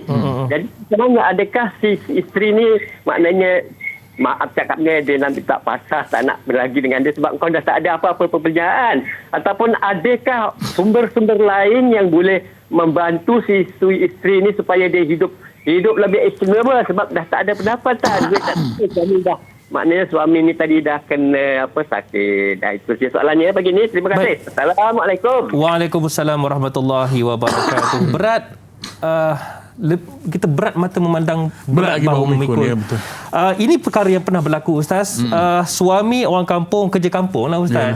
Mungkin ikat bata ke apa ke kan. Tiba-tiba jatuh sakit. Isteri pula tak dapat nak tinggalkan suami tu, kena jaga 24 jam. Anak-anak pula tak ada mungkin. Anak-anak betul. Anak-anak pula tak ada. Kadang-kadang tu saudara mara pun tak ada, Ustaz. Betul. Jadi macam mana si isteri tu untuk dapatkan pendapatan untuk teruskan menyara kehidupan, Ustaz? Iyalah, isteri boleh kalau dalam keadaan begitu kalau di Perak khususnya, isteri boleh memohon Baitul Mal untuk mendapatkan. Ada salurannya. Ada saluran, insya-Allah. Tapi kalau katalah isteri itu nak meminta fasakh pun tidak ada masalah, cumanya dari segi moralnya, Allah, dah masa kawan sakit kamu nak cabut lari je, contoh kan. Itu contoh lah. Tapi terpulang lah kan, boleh tapi jadi isteri boleh ada peluang-peluang akan dapat bantuan-bantuan di luar ni daripada masyarakat contoh, ataupun keluarga-keluarga wajib bagi saya di sekeliling tu lah, sekeliling jiran tetangga. Kalau kita ni faham agama sungguh menarik kan, jiran betul. Kita kenyang, jiran lapar, macam mana Nabi apa? Nabi ingatkan kita kan, macam mana keadaan seseorang akan tidak beriman seorang kamu kan, jika kamu makan jiran kamu kenyang, jiran kamu ada yang kelaparan. Begitu juga jatuh kuasa, karyah masjid, semua ada peranan-peranan tu sebenarnya. Kalau kita mainkan peranan-peranan ini dalam masyarakat, rasanya tak ada orang yang kebulur, tak ada yang tak makan. InsyaAllah ada. Memang tak ada orang susah, dibantu, semua berperanan. Saya tu, kami mengharapkan di seluruh negeri kita ada tu kan. Sekarang ni kalau karyah masjid ada dia punya ada di database. Database ni tahu dah kan mana orang susah, mana apa. Jadi akan sampai semua. Cukup duit karyah ni untuk tanggung. Bukan lagi tanggung kalau betul-betul, kalau saya rasa kalau Allah KL ni nak tanggung anak-anak karyah yang susah nak belajar luar negara pun tak masalah. Betul. Maknanya itu seronok kebersamaan. Kita kebersamaan itu yang kita kena kena hidupkan balik dalam masyarakat kita, berpandukan kepada ajaran Islam yang kita cintai ini. Wallahu a'lam. Baik, Ustaz. Sar Rashid pula katanya, apakah hukumnya bila suami guna duit isteri untuk bayar ansuran rumah, kereta, sara hidup dan sebagainya? Wajibkah suami untuk pulangkan semula duit isterinya? Saya rasa mungkin Ustaz boleh jawab dari dua sudut. Yang pertama, suami tu meminjam daripada isteri. Yang kedua, memang dia ambil tanpa izin. Macam mana tu, Ustaz? Seorang suami yang mengambil duit isteri tanpa izin, dosa hukum dia. Itu tanpa izin lah ya. Dengan izin, dengan tanpa izin berdosa, dan memang dia kena pulangkan balik. Tapi kalau dia minta izin, berhutanglah dengan berhutang. Tapi kalau isteri tadi lah, dia ada dua kata. Kalau isteri izin dan ambil tu, bang, saya tahu abang pun tak cukup, tak mudah tu. Kan? Contoh-contohlah suami dia minta isteri dia pinjam duit isteri dia. Mah pinjam duit berapa? 5,000. Banyaknya kata dia isteri dia. Nak buat apa? Nak bayar insurans kereta, dua kereta kita dah habis tempoh, road tax lagi, tayar botak, macam itulah. Ya, tayar pancit. Jadi anak kata dia isteri pun bagi kad debit dia kan. Kad debit banyak. Ambil lah. Nombor tahu kan? Tahu. Lepas tu suami pun baik sangat, orang kata jenis orang yang ada maruah juga lah. InsyaAllah mah katanya. Ada rezeki, tengoklah sebulan dua lagi abang bayar balik. Apa jawab dia bininya? Tak usah lah sebut bayar, memang tak pernah bayar.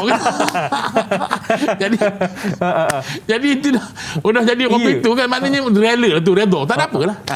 Dia cerita kalau redha meredai tak ada apa. Yang Tapi cerita kalau di situ tadi Ustaz sebutkan niat untuk pinjam, adakah wajib bayar? dia kalau dia niat pinjam wajib bayar.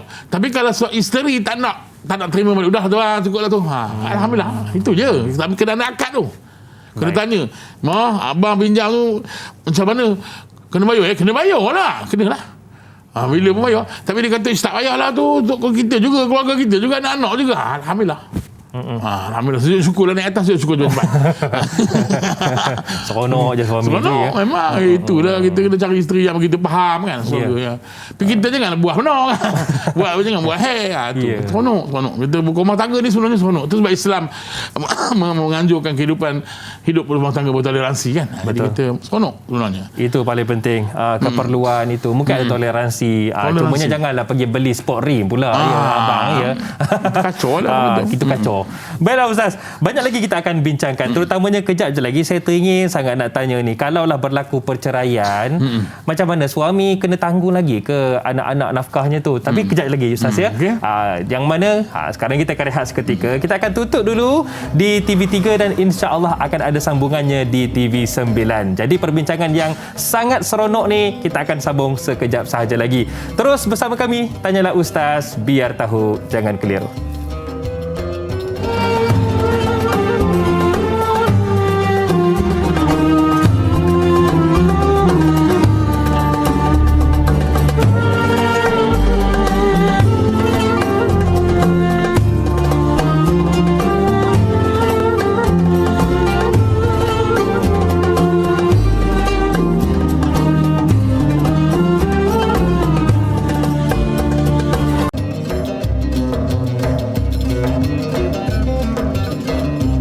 Segala jawapan kini dihuraikan dalam Tanyalah Ustaz, biar tahu jangan keliru. Dan pagi ini alhamdulillah, syukur kepada Allah Subhanahu Wa Taala dapat kita bersama pada pagi yang penuh dengan keberkatan ini, pagi Jumaat. Dan insya-Allah saya nak anjurkan kepada anda semua untuk terus kita amalkan sunnah Nabi sallallahu alaihi wasallam.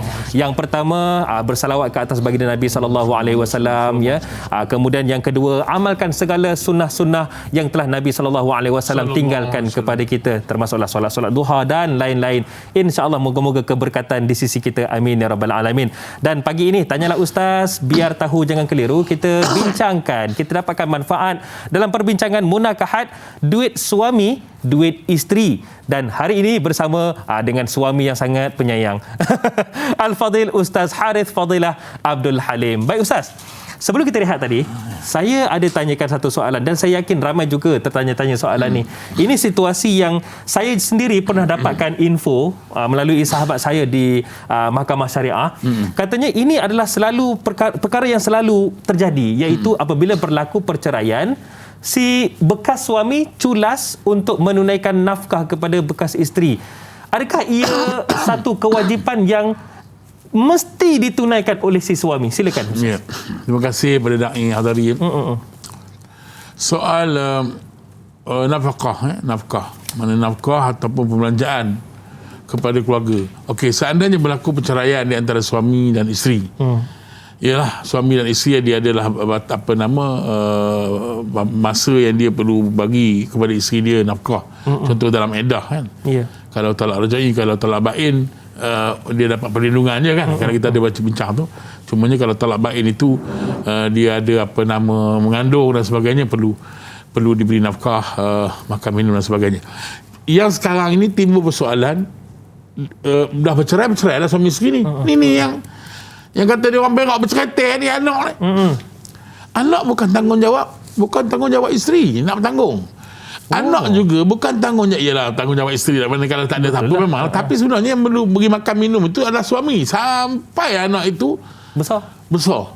Dalam situasi sekarang sampai 18 sampai dia dah berjaya. Kan? Maksudnya suami yang perlu menanggung. Andai katalah si isteri itu berkahwin lain, kadang-kadang orang salah faham tu. Bila suami isteri dia dah dicerai tu, dah bedah, isteri dia kahwin dengan orang lain. Oh, selamatlah aku. Anak aku ditanggung oleh suami baru isteri aku. Tak boleh. Oh, sebenarnya tanggungjawab tu tanggungjawab itu tetap tanggungjawab suami yang menceraikan tadi, sebab anak tu adalah anak dia, bukan berbentikan dia. Berbenkan dia. Bukannya bukannya anak anak orang lelaki, itu atas ihsan kasih sayang suami baru, suami bapa tiri itu nak tanggung, tu cerita lain. Tapi yang bertanggungjawab ialah bekas suami. Ya, itu sebabnya kalau isteri pergi ke mahkamah syariah, isteri boleh filekan tuntutan kita panggil tanggungan anak ni tadi, ya. Dapatlah nak tambah pula kalau si suami itu adalah orang yang ada, orang kata bekerja dengan dengan kerajaan misalnya, ada slip gaji dan sebagainya, mahkamah boleh memerintahkan membayar gaji kepada si suami ni tadi. Dia orang kata perintah mahkamah dipotonglah berapa-berapa yang mengikut sebab di situ mahkamah yang tentukan. Mahkamah yang tentukan berlatar belakangkan keperluan anak dan juga tengok kemampuan si suami dan sebagainya berapa dia ni. Maka mahkamah akan potong terus. Kerana sudah tengok slip gaji, siapa suruh tak nak bayar? Minta maaf kan, saya bahasa kadang-kadang kesian betul, ditinggalkan, udahlah diceraikan, ditinggalkan anak tanpa dibayar nafkah, sedangkan anak kita kena wajib kita bayar. Tapi untuk pengetahuan dari juga, ya, Ustaz Da'i kita, ada yang subhanallah saya tengok yang bertanggungjawab, jaga elok, dia bayar, dia tak kira, dia bayar anak komputer dia beli, padahal dia anak tu dengan mak tak ada bersama dah. Sampailah anak tu universiti, sampailah anak tu nak kereta, dia belikan, dia usaha belikan. Sebab apa? Sebab dia seronok tengok anak dia berjaya. Itu ayah yang bertanggungjawab. Baik. Ayah yang sangat bertanggungjawab. Subhanallah.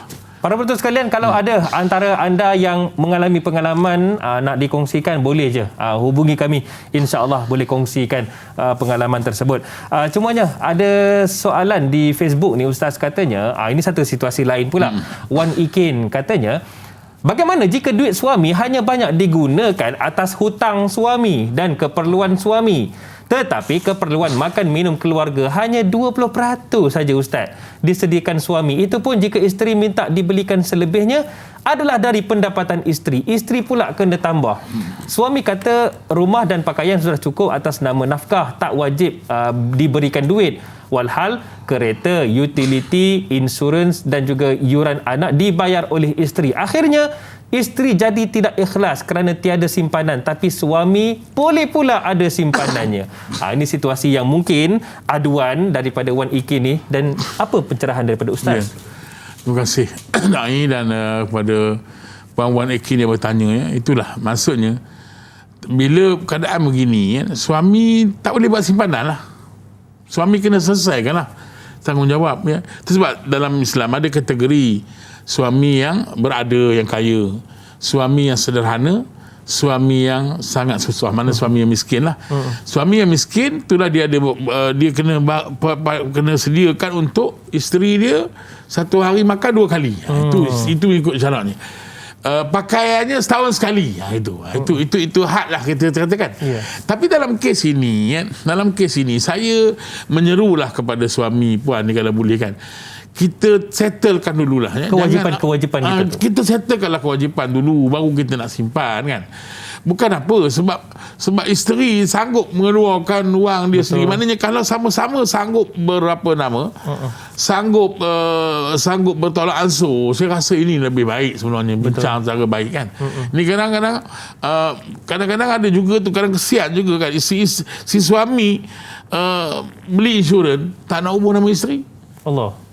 Tak nak ubah penama tu isteri. Kenapa? Esok dia kahwin dengan orang lain, aku mati dia kahwin dengan orang lain. Padahal yang membayarnya isteri. Bayarnya isteri. Itulah kadang-kadang, ya Allah, di situ dah kita nampak dah dia punya tu. Ya? Itu tuan-tuan hadirin hadirat. Kita benda-benda ni yang kita telus lah, kan. Betul. Itu cakap kalau berunding lah. Saya nampak gitu je. Atas rasa berunding. Tapi kalau tadi tu, kalau kekal begitu, maknanya suami jadi berdosa lah. Suami jadi berdosa lah, tak dapat menyelesaikan situasi yang sepatutnya dia boleh selesaikan, kan. Wallahualam. Saya teringatlah, Ustaz, kadang-kadang tu ada suami yang kita berbalik kepada perceraian tadi tu.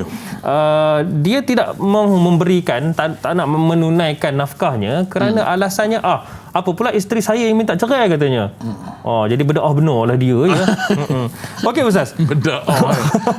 Tapi sebenarnya berdoa tu, saya dah cek dengan bid'ah yang dia ada-adakan. Itu asal perkataannya lah. Bid'ah tu. Rupanya orang Arab bagus cakap Arab pun ya. Alhamdulillah. Okey Ustaz, ada soalan yang saya terfikir dari tadi Ustaz. Ada golongan yang anggap perkara ni tak adil. Apa yang kita bincangkan hari ni, iaitu duit suami, duit isteri. Dia kata ini tak adil, apa pula? Tapi duit isteri suami tak boleh sentuh. Apa pesan Ustaz kepada suami-suami yang kalau kita nak pesan dari sudut ilmu lah Ustaz? Ya. Iyalah tuan-tuan puan-puan yang dirahmati Allah ya.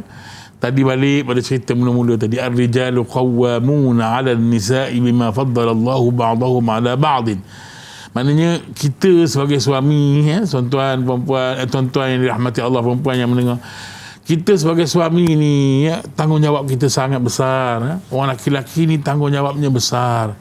Bukan tanggungjawab dia sebenarnya pada isteri dia dengan anak-anak, tanggungjawab dia sebagai abang kepada adik-adik perempuan ni, tanggungjawab dia sebagai anak kepada ibu dan ayah dia. Besar tanggungjawab orang lelaki ni. Itu sebab kalau orang Cina dia suka anak lelaki nombor satu.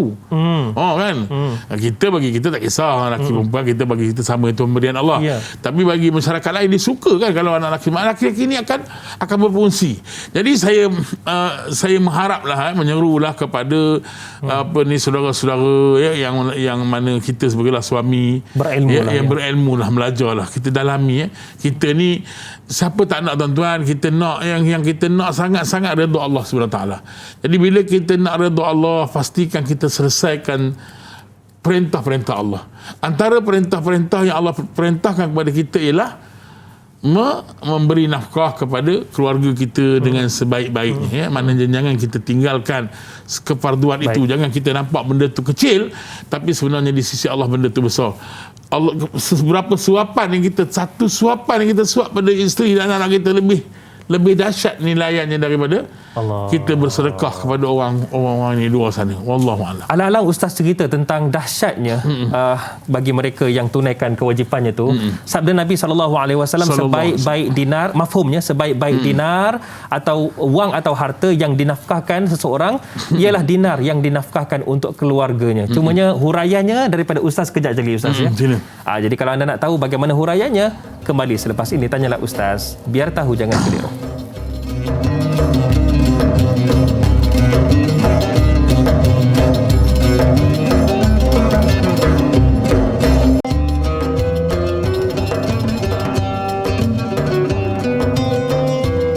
Alhamdulillah para penuntut sekalian, Tanyalah Ustaz, biar tahu jangan keliru, bersama dengan saya Da'i Hadari, dan insya-Allah kita dapatkan manfaat perkongsian kita iaitu munakahat duit suami, duit isteri bersama dengan Al-Fadhil Ustaz Harith kita pada pagi ini. Baiklah para penuntut sekalian, setiap hari keredaan Allah itu adalah objektif kita, terutamanya sebelum kita dijemput Allah Subhanahu Wa Taala satu hari nanti. Dan nak capai redha Allah itu tidak lain dan tidak bukan mesti dengan cara berilmu dalam setiap amalan kita. Dan hari ini ilmu kita dapat. Dan insya-Allah Ustaz, perkongsian kita, topik kita berkaitan dengan munakahat, duit suami, duit isteri ini bukanlah untuk nak cari salah mana-mana pihak, akan tetapi tidak lain dan tidak bukan untuk mencari satu penjelasan di sebalik syariat Allah Subhanahu Wa Taala. Dan Ustaz, kejap lagi saya nak tanyakan soalan yang saya tinggalkan tadi berkaitan dengan sabda Nabi yang sebaik-baik dinar itu. Kita nak alu-alukan soalan daripada Mas Ripah di Facebook ni. Katanya, apakah hukum seorang suami meletakkan syarat untuk isteri yang bekerja supaya pendapatan bulanannya perlu diberikan kepada suami? Saya bagi awak kerja, tapi awak kena sekian. Boleh ke? Dalam masa yang sama, isteri tidak boleh mengambil duit suami pula atas alasan si isteri bekerja lah. Seterusnya, soalan kedua, jika duit suami itu duit isteri, bagaimana kalau isteri meminjam duit kepada suami? Adakah ia dikira sebagai hutang yang perlu isteri lunaskan pada suami? Silakan Ustaz. Okey, terima kasih kepada Da'i dan kepada Puan Mas Ripah Jamain yang bertanya tentang apa ni. Cukup menarik soalan yang baik Jadi hukum menetapkan syarat ni. Boleh letakkan syarat. Tapi terbatal syarat tu dengan sendirinya. Itu sebenarnya. Letak syarat sajalah terbatal. Letaklah syarat saja. Tak apa. Syarat tu terbatal lah. Tak boleh lah. Syarat macam tu tak sah lah kan. Maknanya Sebab ia melanggar syariat. Ya, melanggar syariat. Senang je kan. Maknanya benda-benda yang kita tetap macam orang menikah kan. Menikah, meletakkan syarat. Aku nikahkan kau dengan anakku dengan syarat kamu tak boleh kahwin selepas kamu tidak boleh mengahwini dia pada atasnya. Maksudnya lepas dia kahwin dengan anak dia tu tak boleh dia kahwin dengan siapa-siapa dah lepas tu. Jadi dia tak syarat tu terbatal dengan sendirinya. Ataupun lepas kahwin nanti makan cium bau je. Itu biar Ramli 3 Abdul. Tak boleh Ustaz ya? Tak boleh. Batal lah. Syarat tu batal lah. Itu je. Jadi itu boleh tengok dalam fiqh munakahat lah. Baik. Soalan ni yang kedua berkaitan dengan isteri berhutang dengan suami. Adakah dikira sebagai hutang itu tadi. Ataupun tak payah? Dia kalau suami isteri itu cantik ni. Itu cantik tu. Duit suami duit isteri ni. Kan? Mana suami pinjam duit isteri, kira hutang. Isteri punya duit suami, dah tu. Tak dikira hutang. Selamat lah tu. Dia punya. Sebab apa? Sebab tapi tengoklah. Tapi saya isteri meminjam itu mungkin atas asas keperluan kan, keperluan dan sebagainya. Tidak dikira lah. Tidak dikira abang hutang. Gaji tak masuk lagi katanya. Boleh tak nak pinjam? Jadi ia dikira bukanlah hutang. Ya, dia bukan hutang. Dia suami. Tapi kalau isteri nak bagi pun dengan apa kalau isteri pun tak kerja? Ya, betul. Automatik jadi nafkah lah. Jadi nafkah. Baik Ustaz, soalan seterusnya daripada Tini ni katanya, macam mana andai isteri memberi idea kepada suami bila dapat gaji tu berilah kepada anak-anak setiap bulan walaupun RM10. Isteri pula yang letak syarat ataupun idea ni. Yang kedua, Ustaz, macam mana untuk kita bercakap dengan seorang suami bila dia terlupa atau terleka dengan nafkah dan tanggungjawabnya?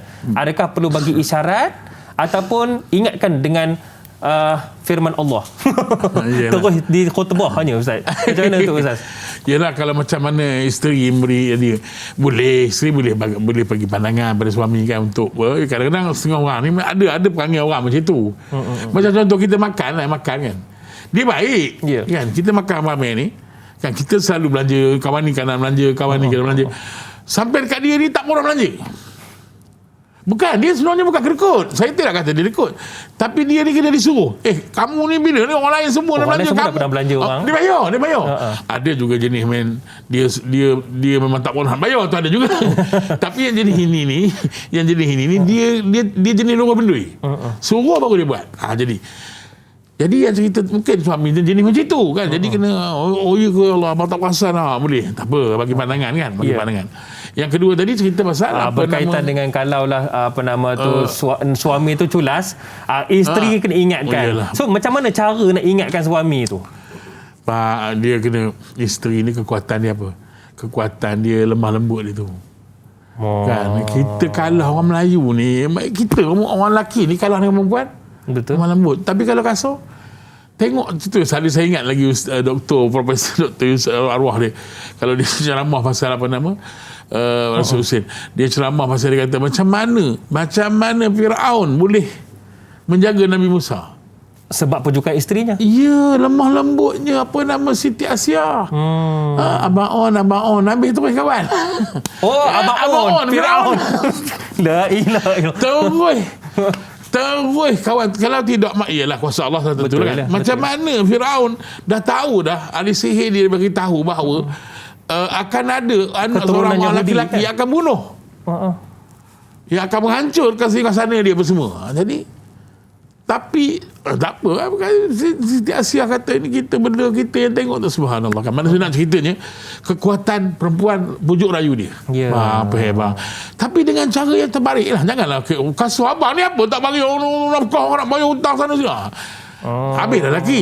Tapi kalau kena bujuk, insya-Allah. Itu je caranya. Betul lah. Bukan boleh juga nak berkhutbah. Innallaha ma'a tu boleh juga, tapi takutlah dia apa kamu ni, kamu terbiar situ begini kan. Jadi ikut kaedah yang kita boleh pakai demi untuk kebaikan. Itu je, wallahu a'lam. Tengah urut kepala ke kan. Abang katanya kan. Kan seronok gitu. Ya, betul. Okey Ustaz. M. Razwan ni katanya, Assalamualaikum Ustaz. Waalaikumsalam. Apa hukumnya apabila suami tidak bekerja kerana menjaga ibu yang uzur dengan isteri lah, dengan izin isteri lah, di kampung sudah hampir 10 tahun, manakala isteri berada di bandar dan bekerja dengan izin suami dan menanggung seluruh keperluan dan sebagainya tanpa mendapat nafkah dari suami. Adakah situasi ini pernah berlaku dan banyak berlaku, Ustaz? Adakah ia dibolehkan, Ustaz? Dia bergantung kepada redha si suami. Berredha si isteri. Kalau isteri redha dalam keadaan begitu, alhamdulillah, silakan. Sebab suaminya nak menjaga mak mentua. Ya, kan? masing-masing ada peranan. Tapi kalau isteri tak redha, itu masalah. Maksudnya suami tu kena bekerja? Ya, kena tinggalkan bekerja. ibu di kampung? Bagaimana? Bukan, maksudnya kena fikirkanlah macam mana, sebab penyelesaian tu. Bukan maksud kita kata boleh tinggalkan ibu, tidak. Mungkin ada adik-beradik yang lain. Kan mungkin kena apa nama, kena dibincang kalau benda tu kan. Tak boleh kita biar begitu. Kalau tak mungkin, saya rasa tidak ada jalan penyelesaian kan. Takkan nak biarkan isteri kerja di pekan seorang, isteri mantin tulang pula. Jadi mesti ada satu tak kena di sini. Begitu, ada satu yang tak kena. Saya rasa boleh dibincang. Jadi suami tu kena bekerja. Ataupun bawa isteri tu balik. Bawa tu balik, isteri jaga di rumah dengan jaga mak. Isterinya jaga mentuanya, suami bekerja. Suami bekerja, itu cantik. Suami buatlah kerja apa yang boleh menyelamatkan keadaan itu kan. Rasa tak logik pula isteri yang pergi kerja, suami pula jaga mak. Betul lah, ibu dia kan kena jaga, tapi sepatutnya kamu sebagai suami, kamu yang kena menjaga rezeki, bukannya kamu yang isteri menjaga tu yang seeloknya menjaga ibu ya, begitu. Jadi isteri pula yang jadi qawamun ala nisa tadi. Begitu, wallahu a'lam. Baik, soalan ni saya telah tanyakan tadi, tapi cantik kalau kita ulangkan supaya ramai sedia maklum dan ramai tahu. Ini banyak berlaku. Mak Etun katanya, apa hukum suami bagi duit? Ini tak ada masalah. Dia tak berkira, Ustaz. Cumanya kadang-kadang tu terungkit. Katanya dia ungkit dan merungut.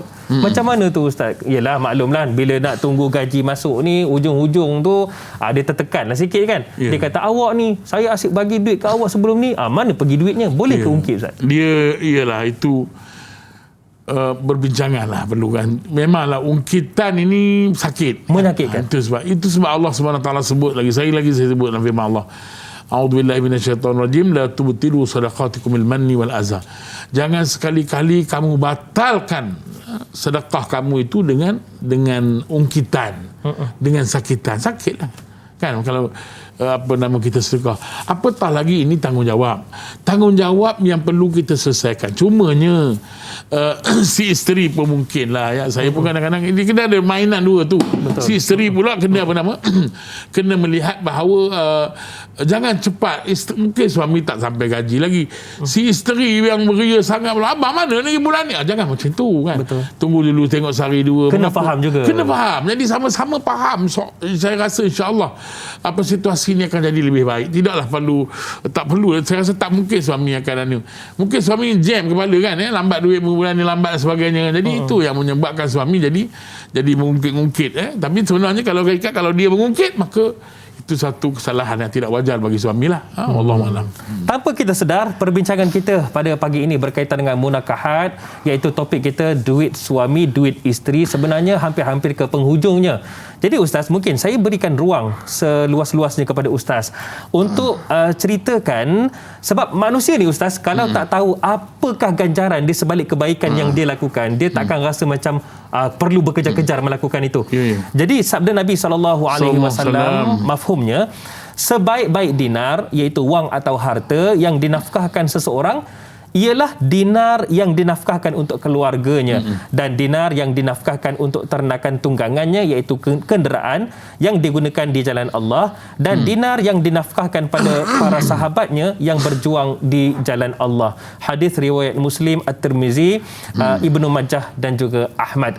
Sebagai pelan tindakan kita Ustaz, sebenarnya suami apabila menunaikan nafkah, bukanlah sekadar melepaskan kewajipan, akan tetapi ganjaran yang sangat hebat macam sabda Nabi SAW ni. Jadi Ustaz boleh huraikan dengan lebih lanjut. Okey, terima kasih kepada dai cukup menarik tentang apa nama hadis ini ya. Hadis daripada Muslim yang menceritakan tentang dinar ya, yang kita jatuhkan, yang kita belanjakan di jalan Allah, dan dinar yang kita belanjakan kepada apa ni untuk bebaskan hamba, dan dinar yang kita sedekahkan kepada orang miskin. Tapi tidak dapat menandingi apa nama yang kita sedekahkan, yang kita apa nama selesaikan untuk tanggungjawab kita. Macam untuk tanggungjawab yang perlu kita pikul ya, keluarga kita, isteri dan anak. Begitu jugalah diibarat macam sembahyang sembahyang fardu dengan sembahyang sunat mana sama. Walaupun sembahyang fardu itu fardu, kita jangan dengar orang apa ni, tapi kalau kita sembahyang sunat banyak mana pun tak boleh jama'i sembahyang fardu ya. Itu kehebatan kefarduan ini. Kalau kita buat, subhanallah ya. Begitu kata Imam An-Nawawi rahimahullah. Imam Nawawi pernah sebut berkata bahawa memberi sedekah kepada ahli keluarga adalah lebih afdal daripada berbanding memberi kepada orang yang asing yang tidak keluarga kita. Mana tinggi darjat orang yang dekat. Yelah, kalau kita fikir logik, memanglah kita itu yang bahasa Melayu sebut apa, kera di hutan disusukan, anak di apa ni kelaparan ya. Jadi kita tak nak ya, biar kita selesaikan tanggungjawab kita kepada apa nama, kepada ahli keluarga, kepada orang yang orang yang kita yang dipertanggungjawabkan ke atas kita. Dah selesai itu, baru kita selesaikan yang lain-lain kepada ahli-ahli keluarga kita yang lain dan sebagainya ya. Itu sebab kalau dapat kita selesaikan keluarga ya, insya-Allah masyarakat kita akan jadi masyarakat yang berkasih sayang ya. Kerana apa? Kerana kita memiliki masyarakat yang bertanggungjawab, bapa yang bertanggungjawab, ibu yang bertanggungjawab, ahli keluarga yang bertanggungjawab, semua menjalankan peranan. Saya tengok, maksudnya setiap pihak itu memainkan peranan. Tak ada rumah orang tua-tua. Betul. Tak ada rumah anak yatim. Kenapa Ustaz kata betul? Itu dah semua bertanggungjawab. Kan? Bila anak yatim, anak bapa saudara kita, anak abang kita, kita jaga. Betul. Orang sana ada adik dia meninggal, anak diambil. Semua berperanan. Jadi tak ada masalah. Hari ini semua orang melepaskan tanggungjawab. Semua tak nak. Bahkan ibu dan ayah mereka nak lepas ke rumah orang tua. Allahu Akbar. Kan? Lepaskan tanggungjawab. Semua dilepaskan. Jadi tanggungjawab itu dipikul oleh kebajikan masyarakat, dipikul. Kita rasa amat sedih. Jadi itu sebabnya kalau kita lihat daripada yang Dai sebut tadi, hadis yang berkaitan dengan ini sangat mementingkan kepada kita. Beruntunglah kata Nabi sallallahu alaihi wasallam, mereka yang melaksanakan tanggungjawab mereka kepada diri keluarga diri mereka, keluarga mereka, anak isteri mereka, dan mereka akan mencapai tahap kemenangan. Insya-Allah Allah akan meridai mereka dan mereka diridai oleh Allah Subhanahu Wa Taala. Wallahu a'lam bissawab. Baik, rumah tangga yang disinari dengan cahaya keredaan daripada Allah Subhanahu Wa Taala menjadi objektif kita. Jadi mungkin doa daripada Ustaz sebagai penutup perbincangan kita. A'udzubillahi samil alim minasyaitonir rajim. Bismillahirrahmanirrahim. Alhamdulillahirabbil alamin wassalatu wassalamu ala sayyidina Muhammadin wa ala alihi wa sahbihi ajma'in. Allahumma ighfir lana wa liwalidina wa li ikhwanina alladhina sabaquna bil iman wa la taj'al fi qulubina ghillan lil ladzina amanu rabbana innaka ra'ufur rahim. Rabbana hab lana min azwajina wa dhurriyyatina qurrata a'yun waj'alna lil muttaqina imama. Ya Allah, kami mohon kepadamu ya Allah petunjuk dan hidayahmu ya Allah. Kurniakan rahmat dan kasih sayangmu kepada kami ya Allah. Kurniakan kau bantulah kami untuk kami mendidik generasi kami ke jalan iman dan takwa kepadamu ya Allah. Ya Allah ya Tuhan kami, jadikanlah kami suami-suami yang taat dan patuh pada perintahmu ya Allah. Taat dan patuh dalam menjalankan urusan kami sebagai suami ya Allah. Memimpin keluarga kami ke jalan ridhamu ya Allah. Menunaikan tanggungjawab kami dalam menafkahi anak isteri kami ya Allah. Ya Allah ya Tuhan kami, jadikan keluarga kami keluarga yang engkau ridai, keluarga yang mendapat rahmat dan kasih sayangmu ya Allah. Allahumma ja'al jam'ana hadha jam'an marhuma wa tafarruqana min ba'dihi tafarruqan ma'suma mubarakan fihi ya rabbal alamin. Allahumma arham jami'a ummati Muhammadin sallallahu alaihi wasallam wa shfa' lana bi syafa'ati nabiyyina wa habibina wa maulana Muhammadin sallallahu alaihi wasallam.